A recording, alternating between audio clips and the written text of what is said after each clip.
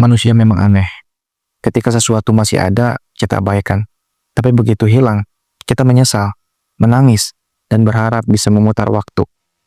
Kita sering merasa punya cukup waktu, padahal nyatanya kita hanya sedang menunda menyadari betapa berharganya seseorang. Dulu kamu cuek, merasa dia tak akan kemana-mana, merasa cintanya akan selalu ada, meski kamu acuhkan. Sampai akhirnya dia benar-benar pergi, dan kamu sadar, ternyata kehilangan itu tidak selalu datang dengan peringatan.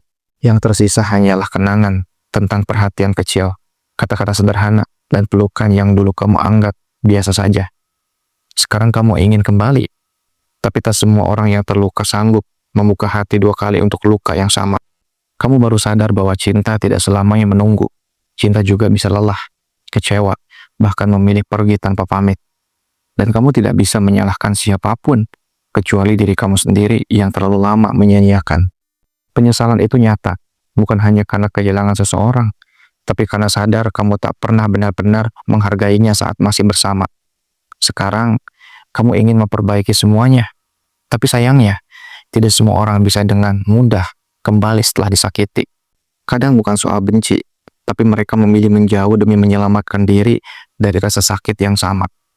Kamu mencoba menghubungi, tapi yang kamu dapat hanya diam, karena luka yang dalam kadang tak bisa disembuhkan hanya dengan kata maaf. Dan begitulah hidup bekerja, mengajarkan kita pelajaran paling berharga, justru lewat kehilangan. Mungkin saat ini kamu merasa hampa, tapi itu bagian dari proses menyadari apa yang dulu pernah kamu abaikan.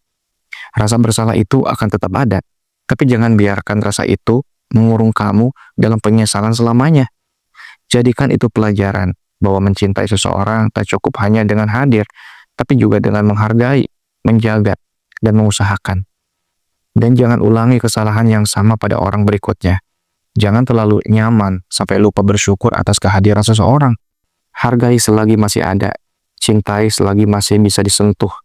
Jangan tunggu semuanya hanya jadi nama diingatan.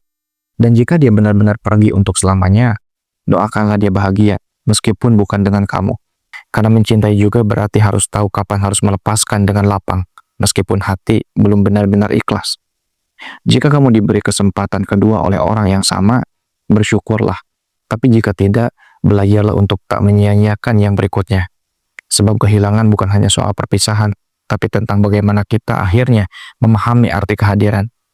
Semoga penyesalan kamu menjadi pemicu perubahan, bukan hanya duka yang tak pernah selesai.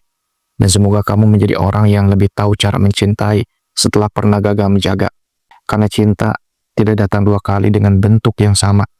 Maka saat cinta itu datang lagi, jangan ulangi kesalahan yang kemarin.